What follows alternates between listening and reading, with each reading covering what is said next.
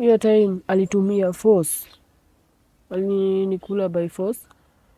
Mbona unasema by force na Azina sikuwa willing. Lakini venye niambia anaweza nisaidia. Anajua niko na shida. Kaambia wazazi wangu yuko huko, babangu alipass hivyo. Kaniambia sasa juu life yako iko hivyo.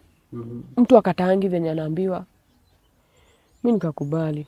Ukaenda kwake? Ulienda tu kama mamafua pia kumfulia? So time bado inasonga, ikafika usiku tukadoze. Sasa hapo ndo alinikula.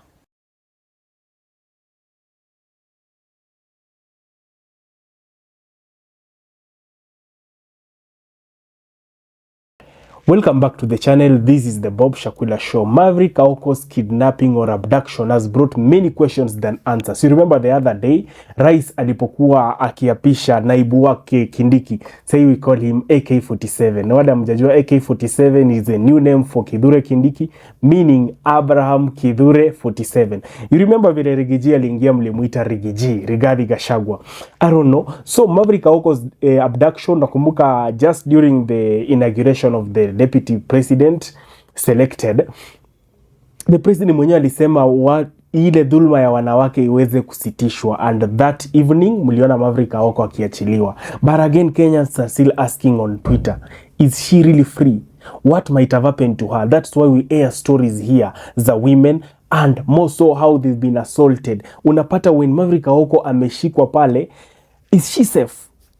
Kama wanawake wanakuja kwa isha ya Bob Shakwila kila siku wakisema vile wamedhulumiwa kikazi na bosses wao, wamedhulumiwa na wanaume hata wasaba. Women have been on this platform. If you're new here, kindly watch our videos. Just take your time, go to our videos and watch one by one on sexual assault kwa wanawake. And the lady mmemsikia pale, she is explaining herself. We are asking ourselves, kama amepitia hii, what might have happened to Maverick Aoko and other women who are being abducted. Welcome to my show. Without further ado, let's listen to our guest story for today. Karibuni sana. Karibu sana kwenye show. Hii ni Bob Shakwila Show na mimi naitwa Bob Shakwila.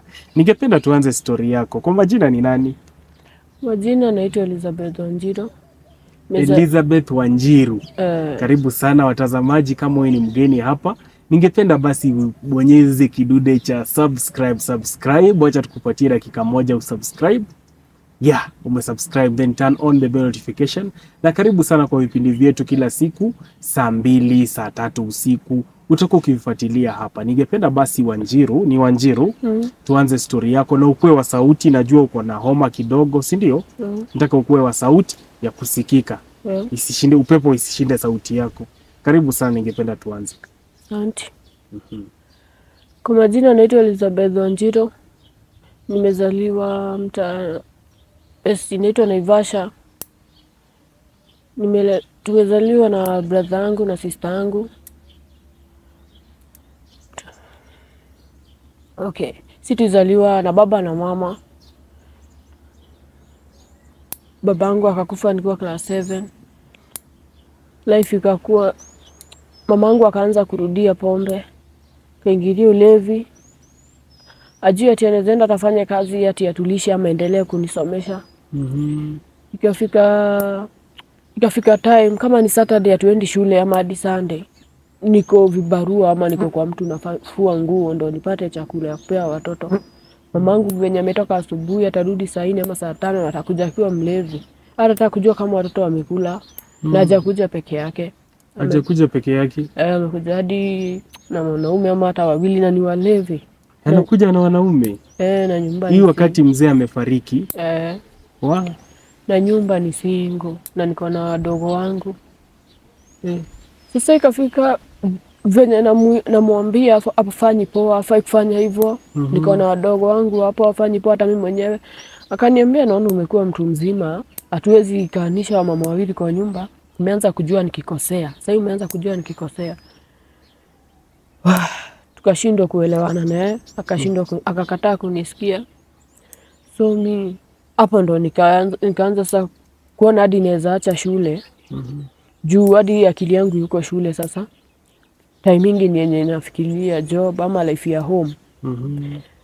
Hiyo time ni hiyo tu siku Nikapata kibarua ya kufua nguo huku chini. Nikateremuka. Kafua nguo. Time yenye napanda ilikuwa kitu saa 9. Kukuja home nilipata hawayuko. Waza mama Na watoto. Na wameenda hadi na vitu. So ni kitu alikuwa basi ameplan. Juu tulikuwa tunakorogana naye sana juu hizo story. Ama naitiwa hata na huku juu ni mrevi. Mimi naenda na bro yangu tunamchukua tunamleta kwa nyumba. Inamaanisha ulikera mama vile ulimkataza story ya kuleta wanaume kwa nyumba kama wamelewa. Na mimi naona nilikuwa right. Kwani ulikuwa unafanya nini huo wakati na unasema nyumba ni single? Nini wakilewa akileta wanaume? What was happening yenye ilikubo? Nilikuwa tu na ignore. Nili-ignore tu. Nini walikuwa wanafanya? Obviously wamekuja na wanaume kufanya nini kwa nyumba na ni usiku. Hivi unamaanisha walikuwa wanafanya ngono? Maybe. Ni hivyo. Pole sana. Najua ni mazito, pole. So time yenye nimeinsist sana na namwambia mama tukae hivyo. Ni respect basi kaini hata na huko mata unaenda kwao. Ati hapana, hii nyumba ni mimi wanalipa. Nini. Mimi kushinda tubishane na yeye, mimi nilikuwa tu nanyamaza. Hata natoka nenda natembea tu narudi.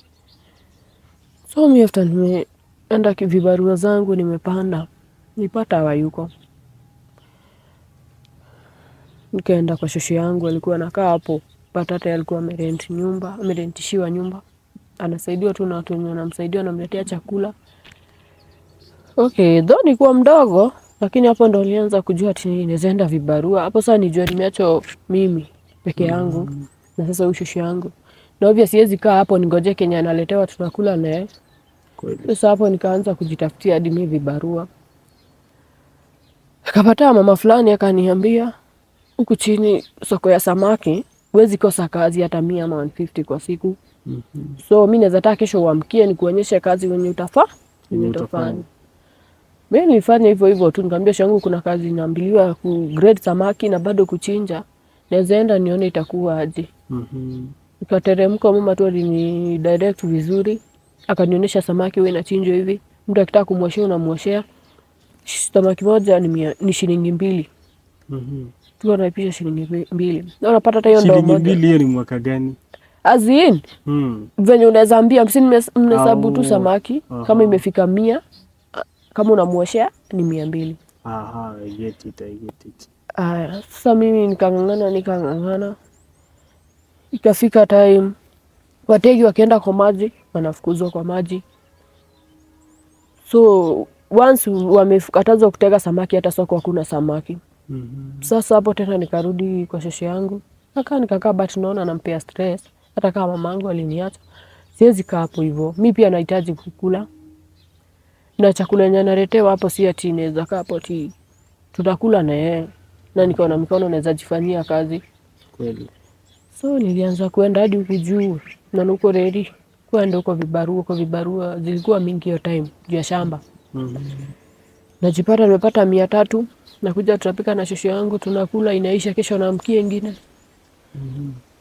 Hiyo tu time bado nikarudi huko chini kwa samaki.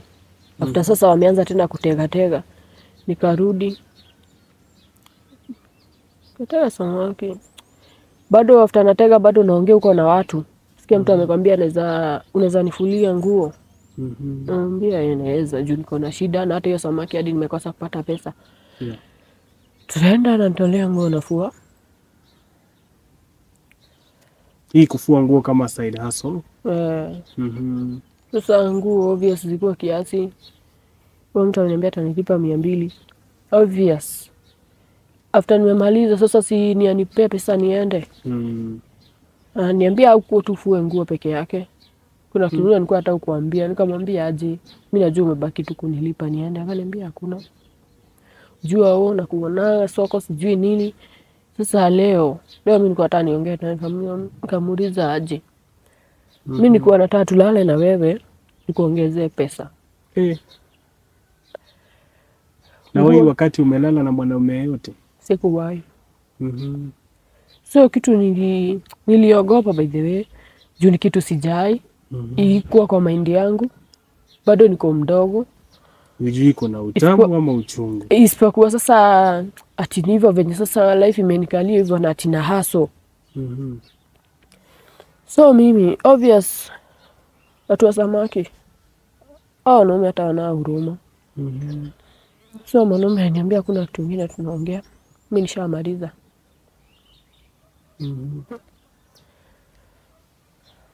Tukakaa. Obvious nilikubali, siwezi hata mshinda nguvu, juu alitumia nguvu. Alikuwa kuongeze pesa ingine juu? Juu hata hakuna pesa iniongeza, juu alinipea ikiwa 300.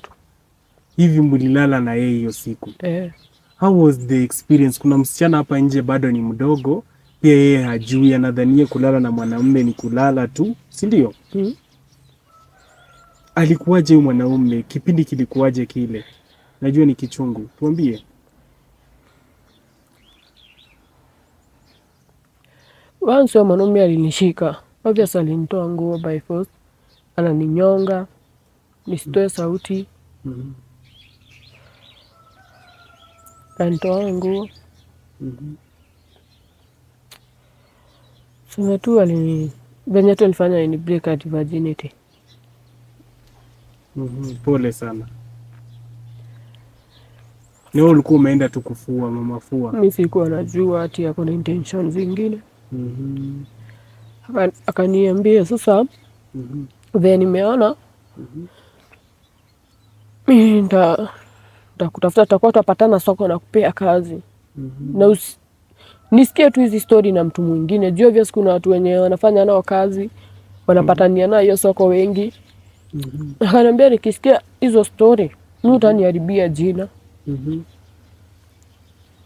nikanyamaza tu, sikubishana naye. Akanipea 300. Sikuambia hata shosho yangu. Nikaenda kafanya tu hizo shughuli za home, nikapika, nikaosha vyombo. Though naumia. Sasa hapo ndo nikajua kumbe huku sasa niko peke yangu, ni mimi na Mungu wangu, nisaidie. Hakuna mtu anakuja kukuokoa. Hakuna. So mi hadi nipata uoga hadi kuenda hiyo soko. Juu once amefanya hivyo, sasa obvious hata wengine wataanza kunitekia advantage hivi. Sure. So mi kwa shosho yangu. Nikakaa hadi sikuwa sana shughuli ya kuenda soko. Shosha kuuliza kwa nini uendi kuuza samaki?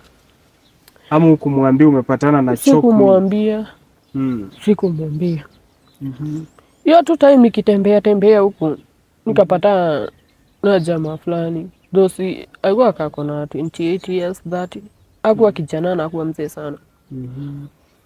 So jamaa alianza nikaa anani approach. Ananiambia sijui nini, mimi bibi yangu alienda, niko mchafu, unaweza tu kuja unifanyie usafi kwa nyumba, unanifulia nguo. Nikamwambia ni sawa, juu niko na shida na mimi ndio sahihi kwa saa hizi naweza saidiana na shosho yangu, nikakubali. Kaenda naye. Nilifanya kazi mara 4. Naenda anafanya kazi, anapata nyumba ni safi, namfungia nyumba. So alikuwa bado ananifuata. Sasa tukipatana hadi kwa njia, niambia twende kwa nyumba tuongee, kuna kitu nataka nikuambie. Hata kama ni mambo ya kazi ama hata vile tunafaa kupelekana. Namwambia ni sawa. Tukaenda. Hata nilikuwa na shida, hakuna kitu mimi nilikuwa nimekataa. As long as unanipea do. Tukaenda naye kwa nyumba. Akaniambia mimi naweza tamani kuwe bibi yangu. Naweza tamani tukae na wewe.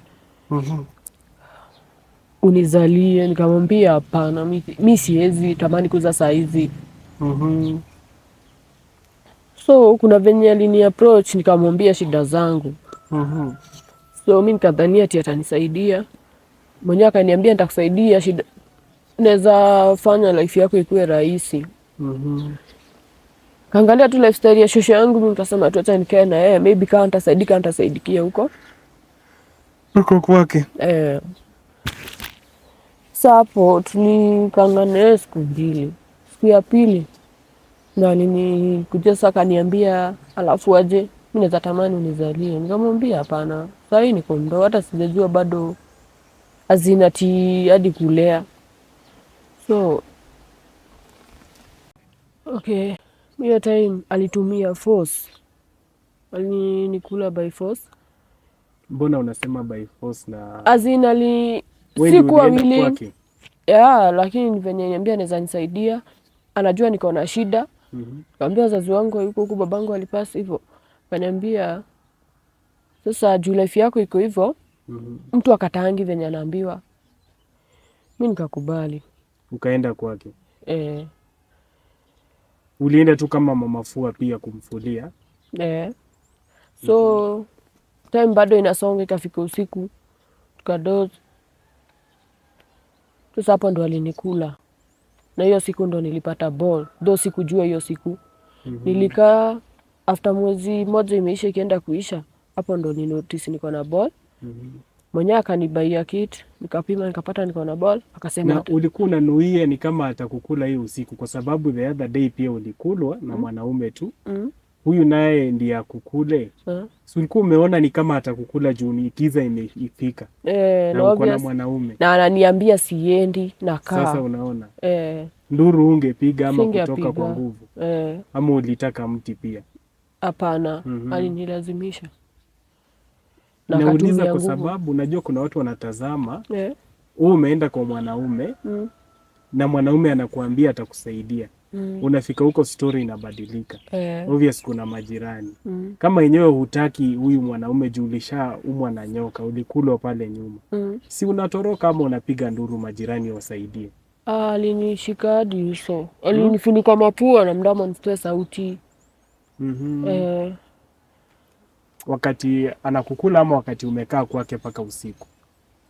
Hiyo time juu once alikuja amenishika, juu nimekata, amenishika na sijazoea na sijamjua anaweza nigeuka hivyo. Bedho ilibidi tu nimekubali. Nikubali after nimeona imekuwa serious. So tukadoze tu hivyo. Asubuhi kafika, nilianza sasa kuwa na uoga. Nashindwa mbona life yangu iko hivi. Hukutoka huko? Nilitoka the next day, nikarudi kwa shosho yangu. Hapo ndo niliexplainia shosho yangu. Shosho yangu akaniambia kama ni hivyo, hakuna tu inashinda Mungu. We tukae tu hivyo, Mungu atatusaidia, atakuja na njia nyingine. So after tumekaa wiki mbili, after wiki mbili mwanaume mwenyewe akanitafuta. Akaniambia ulienda kupima? Nikamwambia kupima nini? Ball. Nikamwambia hapana, mimi sina ball. Akaniambia unajua aje mimi natatona na upime ama nikupe pesa uende upime? So mimi tulienda naye hospitali, nikapima niko na ball. Kapata niko na ball, akaniambia mimi nitakusaidia nini. Huyo jamaa finally nienda kwake, nikapata hayuko. Nikapata hayuko. Hadi niliambiwa na neighbor, Mwangi hayuko yuko tu Mwangi. Kaniambia hayuko, alihama. Kuenda kwa nyumba nikakonfirm, nikapata ni kweli alihama. Nikaenda nikamwambia shosho yangu. Akaniambia kama bedhe mimi kufikiria life yangu mbona iko hivyo. Mara mingi naanza kufikiria hadi mimi naweza jiua basi. Juu life yangu inaenda tu ikikuwa ngumu. But shosho yangu akanivumilia, akaniambia kila kitu inakuwa na sababu. Mungu atakusaidia. Sikuwa na mbele ama nyuma. Mtoto hata sijui kulea. Mtoto hata nikimzaa namvalisha hata nini. Life yangu itakaaje? Hapo ibidi tu nimeng'ang'ana sasa kuzurugu tena nikiomba kazi. Kafika mahali ball, kuna time ilifika nikashindwa kufanya kazi. Tutu hapa kwa shosho yangu, watu wa area ndo wanakuja kuniona, ndo wanakuja kuniletea chakula. Mungu akanisaidia, mtoto after amefikisha miezi 3.5 nikaanza kuzungusha hadi melon. Ukaanza kuchapa hustle kama mwanamke bomba. Hizo ndio umelea mtoto mpaka saa hizi? Okay. After melon sikuuza sana. Mungu akanisaidia nikarent nyumba, nikatoka hapa kwa shosho yangu. Juu melon kuna faida iko inanipea kidogo. Sana hiyo time nilitafuta hao, nikarent, shosho yangu akanigawia vitu. Sasa hapo nimeanza life nyingine sasa yangu. Na huyu mtoto. After nimekaa mwezi 2, mamangu akaanza kunitafuta na simu. Anapigia watu wenye wanajuana. Ananitafuta anambia Maka nataka kuongea na wewe. Mimi nitaka kujua sababu ya kunitafuta after hiyo time yote. Ni gani? Na anataka kuniambia nini? Nikampigia simu. Kaniambia uko aje? Nikamwambia mimi niko tu poa mama venye uliniacha. Akaniambia mimi maisha huku imenikalia ngumu, nataka nirudi huko. Ndio mtu unakuja aje? Hiyo tu nyumba yenye nilikuwa nimerent. Sasa alikuja na watoto 2 na mdogo. After amekuja, nikidhania ati life sasa imekuwa rahisi ati atanisaidia kulipa nyumba na leta chakula. Sasa hapo tena alirudia ulevi. Nikitoka haso yangu nakuja napata mtoto amelia, ako njaa, niwapikie, yeye amekuja obvious tu. Hivyo tu saa 4 ni mlevi na hakuna tunaweza mwambia ama hakuna tu mnaweza ongea. Amekuja akiwa amelala. So ilifika mahali nikamwambia mama, mbona unataka maisha yangu ikuwe ni ngumu? Mbona hadi unafanya ni give up na maisha? Hapo bado tukaanza kukorofishana na yeye. So mimi nilikuwa tu nimeenda bado vibarua zangu, nikirudi mimi nilipata hayuko. Niingia kwanza, nilikuwa nimeuliza sister yangu ako wapi mtoto. Ambia walienda na nani na mama. Kuangalia nguo hakuna. Ndio ameniacha sasa 2 na wangu. Saa hii ni mwezi ya 4. Hiyo nyumba tumefungiwa. Zo niling'ang'ania mwezi ya kwanza nikalipa. Sasa hizi za 4, hizi 4 saa hizi. Mpaka saa hizi life iko hivyo. Hata watu wameshindwa, wamechoka kutusaidia ma neighbors. Hao watoto hadi kila siku lazima ananiuliza tutaenda shule lini. Pole sana, usijali. Sasa saa hizi ndio umefikia hapo. Pole sana kwa kisa cha maisha yako. Story yako inaonyesha mwanamke ako katika hali ambayo si rahisi. Kila mtu anawinda mwanamke. Saa hizi wengi wanauawa kwa njia ambazo hazieleweki. Ndio wengine kama wewe unapata tu umenajisiwa kwa sababu mnachukuliwa kama kiumbe dhaifu katika jamii, si ndio? Usijali, watu wamesikia story yako na imani ya kwamba kuna wanawake, kuna wanaume ambao wameweza kusikia story yako siku hii ya leo, si ndio? Wangetaka pengine wakufikie, wengine wanataka kuhakikisha, wengine wanataka kusaidia. Watakupata kwa nambari gani ya simu? Sijajua kwa kichwa pati, nitakuletea. Utaniambia alafu nitaiweka hapa, si ndio? Asante sana, Mungu akubariki. Hadi wakati mwingine.